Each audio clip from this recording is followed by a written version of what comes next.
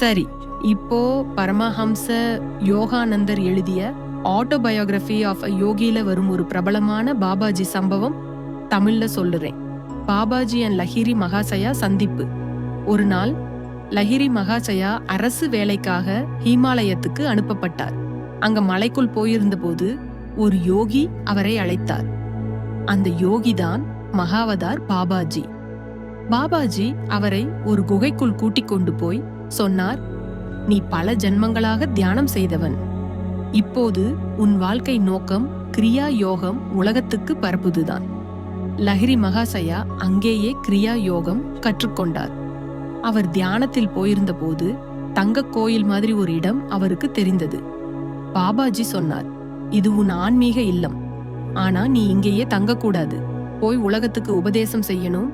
அதுக்கு பிறகுதான் லஹிரி மகாசயா ஆயிரக்கணக்கான மக்களுக்கு கிரியா யோகம் கற்றுக் கொடுத்தார். இந்த கதை யோகானந்தர் தான் எழுதினார். அதனால்தான் பாபாஜி இன்று உலகமே அறிந்த பெரும் அமரர் யோகி.